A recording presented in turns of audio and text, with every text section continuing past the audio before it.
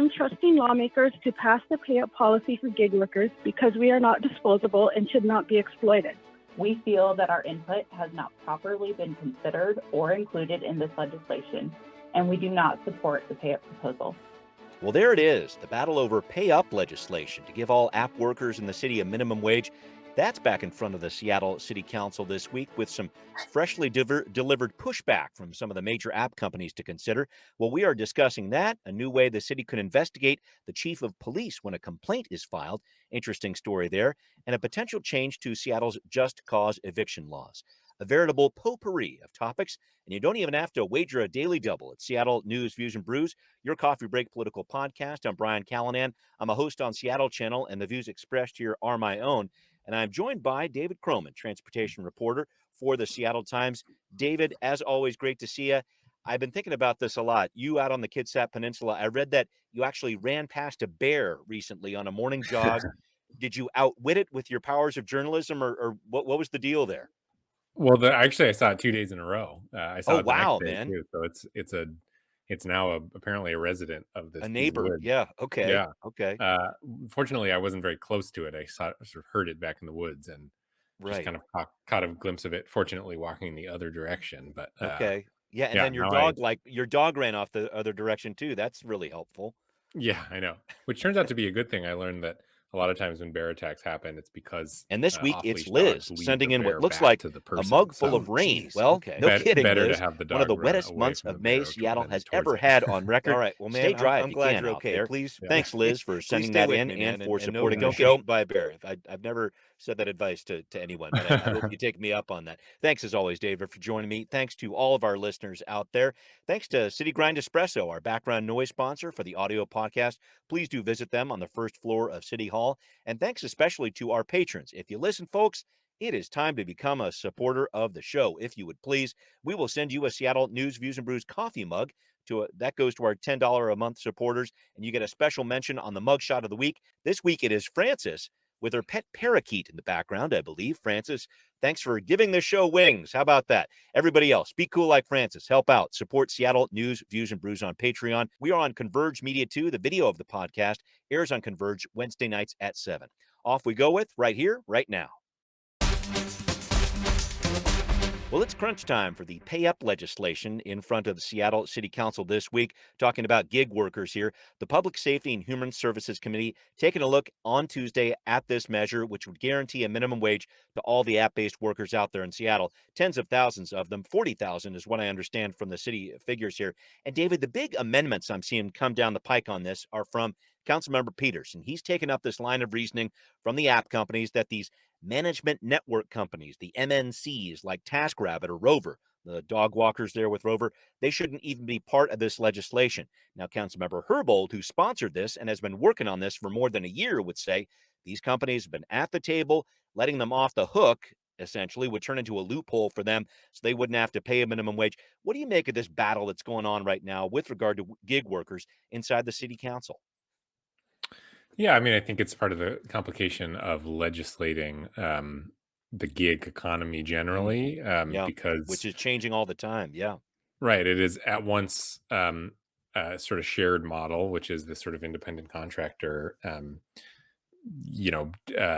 people kind of dropping in and out of the platform. But then at the same time, it's also these companies that do very different things. And so kind of when you distinguish them as gig companies versus when you distinguish them as, say, a taxi company or a food delivery service or a dog walker, I mean, you could kind of, slice this hair in a lot of different ways. Mm-hmm, mm-hmm.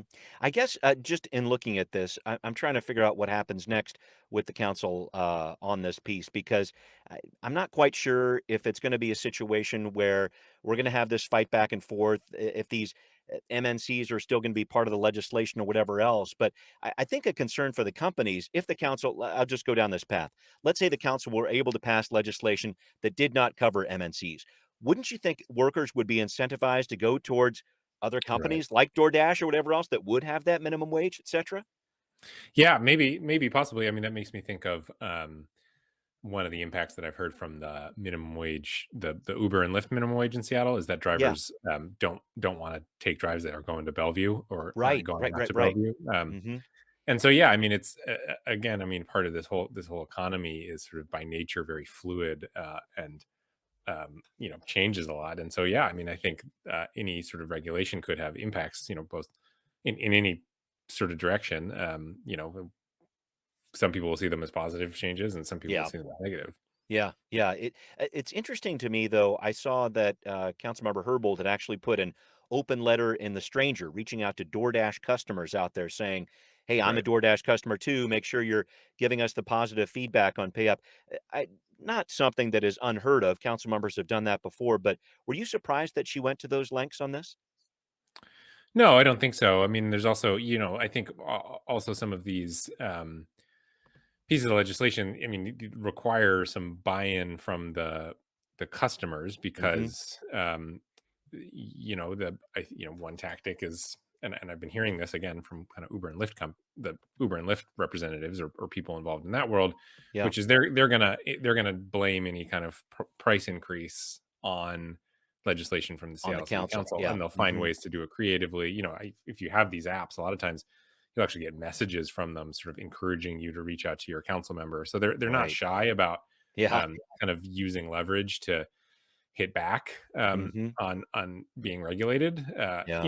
Even if the explanations for why the price is going up are not directly tied to the Seattle City Council, they'll Yeah. make that connection. And so, Yeah. getting buy-in from the public and basically being like, hey, we're trying to do this thing. Here's why we're doing it. It'd be great if you could back that, even if you hear from these companies that the cost of your delivery goes up.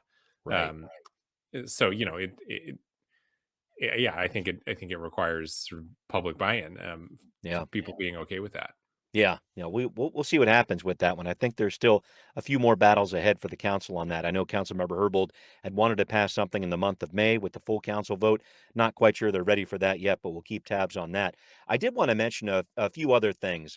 Moving along to matters regarding the SPD here, that hiring plan with bonuses, et cetera, that we've been talking about on the show. It'll get a full council vote this week. It came out of committee, not unanimously. Expect a no vote from Councilmember Mosqueda at the very least.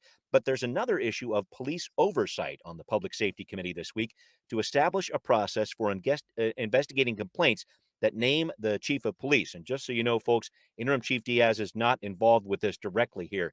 It's a very interesting piece. We might have touched on this earlier, but it's fascinating. It's fascinating to look through this because the city is, as I understand it, and what I've heard from Councilmember Herbold on this, it really doesn't have a good system set up when complaints come in specifically naming the chief of police. The mayor's office is in on this too. The office there working on this legislation, presenting it to the city council this week. And they're trying to answer some big questions with this legislation, like what's up with the investigation of using tear gas in 2020 after the city council set a ban on that? What about the misinformation, the ruse used by police that the Proud Boys were coming to scare off some of the protesters there? Why did the chief lie about a dispatch error regarding that ruse here? Some really heavy stuff here, David. What do you make of this legislation here with the idea of trying to investigate the chief with some more civilian oversight? I think you kind of hit it on the head, which is really the last 2 years happened, Mm, and specifically 2020. I mean, there were a lot of questions regarding Carmen Best specifically, yeah. which is, you mentioned the ruse, and but then there's also the text messages of hers that went missing. Yep. A lot of people wanting answers to that. There was, for better part of a year, people were wondering how the decision to abandon the East Precinct came about. Right. There was, and then, we have some examples of, there's sort of chain of command questions, like there was the initially the officer who grabbed, the pink umbrella incident in those Yes. Right. Right. protests. Right. Who made the Initially call there's to the do off that? Yeah. Hmm. yeah, someone had this pink umbrella, an officer grabbed it, that kind of set off this whole little kerfuffle that then blew up into something much bigger than Yeah. it probably needed to be. And so then originally, the kind of frontline person was recommended for discipline, but then the chief sort of moved that to the supervisor of that person for giving the order, and then the supervisor of that person then, I think, sued, actually, Yeah. Hmm. as a result, and I think named the chief at the time. So it's Yeah. this really kind of thorny thing around, like, Hmm. if there is misconduct, like, does the fault lay to the person who carried it out, or the person who gave the order, or the Yeah. boss of the person who gave the order? And so I think, Right. Right. opening up more lines of inquiry into the bosses, Yeah. especially the chief, who's not part of Hmm. any union, or Right. Right. it doesn't have any, isn't subject to any kind of OPA Hmm. necessarily, is, Yeah. it's a uh, I'm sure that it's a reaction to a lot of that. Agreed. And I think it'll be interesting to see how this plays out because in this legislation, it's actually laid out specifically that the mayor wants it implemented as soon as possible. But he also says, well, there's likely some sort of involvement that needs to happen with the police unions just to make sure that because they're in the middle of a bargaining process right now. They haven't had a contract for more than a year, as you know. And I'm interested to see what police unions would say about this because I think it does speak to the chains of command, how much the mayor's office or the city council have control over that. And I would have to think there's going to be some pushback from police unions on this one, don't you think? Yeah, I don't know. That's hard for me to read. I mean, because Yeah, it's not like the police unions and the police chief always have a great relationship either. I this is mean, true. Yeah, yeah, that can be a tense relationship because the police chief is management, yep, and yep, the union is labor, and yeah, that is an inherently combative relationship. And so yeah, who knows? I have no idea. Who knows? Maybe the yeah, police union decides they actually like this because yeah. but Boy, I yeah. don't know. Yeah, yeah, it'll be interesting to see that one play out too. But a lot still ahead for the SPD, and we'll see what the mayor's office and the council come up with there with regard to that legislation there. All right, well, up next, got a lot more to bring you here, including more fallout from the sweep of encampments at Woodland Park. We're going to talk about that aftermath on Now Hear This. Well, the city of Seattle and the mayor especially very much trying to change the narrative when it comes to sweeps of homeless encampments in the city. So, Mayor Harrell had a press conference last week at Woodland Park. A few other people joined him. He touted it was the largest number of people connected with shelter and housing during an encampment clearing in the city's history. So, definitely something to shout about there in terms of what he was saying. But the mayor actually, with this, in his press conference, would rather not call this whole process even a sweep after 4 months of outreach and services at the park. Here's what he said. Today is not a victory lap. It's far from it. What it is it's a narrative that this is the Seattle we will build, leading with compassion, housing people, getting them the treatment. Well, just leaning once again on some reporting from Publicola for some follow up and perspective here. The plan was to have a by name list for everyone at the park, but that didn't pan out completely. About half the people removed from the encampment at Woodland Park did not end up on that list.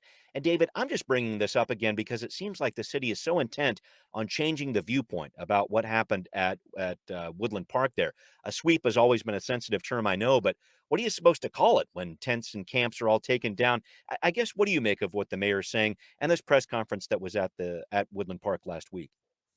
Yeah, it's interesting, and it's actually, to me, it signals he's kind of taking up the language of, I would say specifically LEAD, the Mm, formerly Law Enforcement Assisted Diversion mhm. Program. I can't remember exactly their Oh, yes, acronym now. there's a new acronym for it now, It's but still it's LEAD, but with dignity. yeah, Dignity is the exactly. last part. They're trying to lead people out of lives of criminal behavior and get them into a place of dignity. But keep going. Right, Yeah. and this kind of related program, Just Care, Hmm. which is sort of part of the same umbrella organization, or was, but that for a long time has been kind of a progressive, the progressive community has really appreciated and supported that program, and I remember there was an operation down in Pioneer Square. There were a lot of Hmm. tents down there, and it was sort of a similar approach. They spent a long time talking to folks and sort of in this case getting them into a empty hotel because it was during the pandemic. Right. um, and I remember once kind of flippantly, not flippantly, but sort of calling it a sweep, offhandedly, just because it was something I was used to, Yeah. and they reacted pretty strongly to it, saying no, this is not a sweep. Yeah. Yeah. Sort of exactly the same as you're hearing from Mayor Harrell right now. It's sort of trying Yeah. to distinguish between these sort of protracted long operations of trying to get Hmm. people into housing versus what I think, if you're accepting the term sweep, Yeah. the kind of more controversial, clearing off sidewalks without Hmm. notice, or Yes. which are things that are really happening all the time but maybe don't Hmm. get as much press. Right. Right. And Right. so, yeah, I mean, it's interesting, and I think I think it's probably going to catch on a little bit more because you do see a little broader buy-in with this, because I think there's some recognition that City Hall needs to be shown to be doing something Yes. with some of these large homeless encampments. Yeah. And also maybe a recognition that just clearing these folks out without kind of a backup plan, which I think is how a lot of people would define sweeps, Yeah. is both has both become a very time consuming debate in City Hall, and is, I think there's a lot of recognition that it's frankly not that effective, because Yeah. folks just kind of end up somewhere else. And so Right. I think the kind of trying to redefine the quote sweep is a sign of what we've been seeing a lot this year. And I think since Mayor Harrell took office in particular is actually, I would say, some movement kind of towards maybe not like the most extreme left or right, but Sure. folks on the Trying to left and find center that middle sort of ground. moving Yeah. a little closer together on a strategy around this. Yeah. Whether it's Yeah. scalable, of course, is the biggest question, because Yeah. there's still limited shelter, and we frankly don't know how well this has worked yet, because we'll know it worked if people don't show up again somewhere else. So yeah, I don't know. There's a lot going on in just his insistence that this is not a sweep. Right, right. And it's interesting to me, you bring up that piece about shelter space. I think what made this work, at least in the mayor's mind, and in terms of just from a pragmatic standpoint, there actually were some spaces that were set aside specifically for this encampment. So I think that's something that the mayor was looking at. The city council has been talking about this a lot too. A lot of the people who left this camp and went into other options ended up going into tiny house villages. So I think that's going to be something that we'll see more of going forward. But I did want to touch on one more piece here, David, because it was reported in the Seattle Times with the mayor's office later on this month. Of course, he made this big promise that he's going to have 1,000 new shelter beds by 6 months into his term. And he's working on that. It looks like he's headed in that direction. But then he's also trying to provide a transparent look at what the city's doing with homelessness with a website of some sort, saying, here's where the resources are going. Here's how many people are housed or whatever else. He actually said that'd be up very soon by the end of this month in May. I'm trying to figure out if that's possible and what that would even look like. Do you have any concept of that?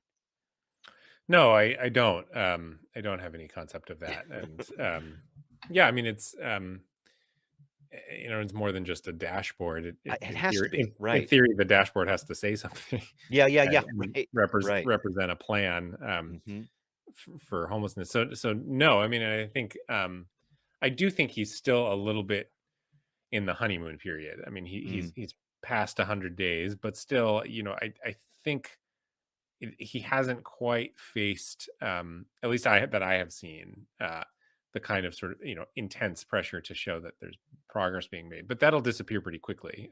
Right. Especially definitely by the end of year one, there public is going to have some expectation that there is a long-term plan. Right. And so, I think there's some patience around that right now, but he'll find that runs out pretty quickly, I would imagine. Agreed. And then I keep thinking too of the King County Regional Homelessness Authority, who's working very closely with the city on places like Woodland Park. And that group saying, well, it's going to be an effective zero in terms of homelessness downtown by about this time next year. I mean, they made that promise in February of this year, and they said it would take about 12 months or less.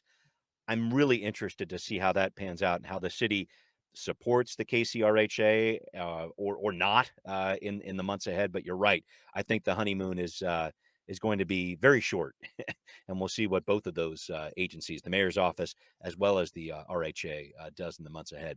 All right, I did want to talk about another issue that is facing the council this week. The full council actually voting on this. Tweaking the council's just cause eviction rules. This, sponsored by Councilmember Sawant, has the support of Councilmember Lewis, but a no vote coming out of committee from Council President Juarez and an abstention from Councilmember Nelson. And here's one possible reason why, folks. It's incredibly confusing from a legal standpoint. I'm going to try to give you some background here. So March 21st, a case in front of the Court of Appeals. The bench ruled that the so-called 6-month defense set up by the city violates the Constitution because it doesn't let landlords verify what tenants are claiming in these cases, that they have a financial hardship.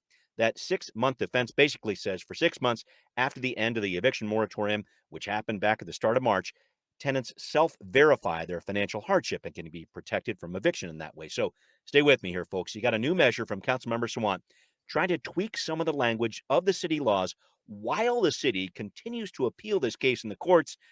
David, I tried to make heads or tails of this. It just seems like another lawsuit waiting to happen for the city of Seattle with this. Any thoughts about this just cause eviction laws? No, I mean, not exactly, not from a legal standpoint, because you're right, Yeah. it is confusing. We've seen the city kind of take this approach in the past. There was the initiative around hotel workers that got struck down in the courts. Yes. They went back to the legislative process and tweaked it, and of course, it then ended up back in court again. I think it ended up prevailing. I don't actually know. It has, yeah. So I don't know if that path will repeat itself. The thing to me that I would be interested to know more about, and if I was still kind of closely following the stuff, would probably do some reporting on, is what is the sort of advice and what is the reaction right now from the city attorney's office? Because and we'll probably never know that, because all of this is very tightly protected under attorney-client privilege, and they talk about all this stuff in executive session. But this is the kind of first real test that, and this came up on the campaign, of what kind of advice is Ann Davison going to give to Shama Sawant? Good luck with that. We have somebody who ran as a Republican for lieutenant governor, and a Trotskyist, somebody who's a literal, a socialist in the most literal term. Agreed. And so that to me is a really interesting dynamic, which is the sort of response to this. Under normal circumstances, you would think you'd work in close collaboration with the city attorney's office to kind of figure out, all right, what's the best way we can make this kind of bulletproof. But we know that Ann Davidson has expressed skepticism about legislation like this, which is agreed. Landlord groups kind of hate it, and they were the ones who brought the suit. Right, exactly. So that's an interesting dynamic to me. I don't have any insight into what's going on there, but I do find it interesting. No, it will be. And David, I just wanted to put this one on your radar. Just looking ahead at the 72-hour rule there that is going to be enforced now when it comes to RVs that are parking in one place, and how that intersects with the homelessness issue, whatever else.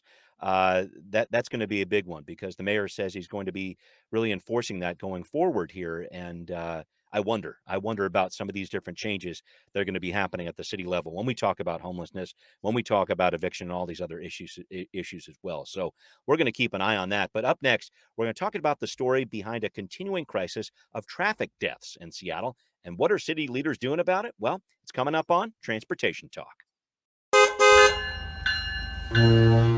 David, another front page story for you in the Seattle Times recently on traffic deaths in Seattle, an alarming trend really in progress right now. Can you tell us what's happening?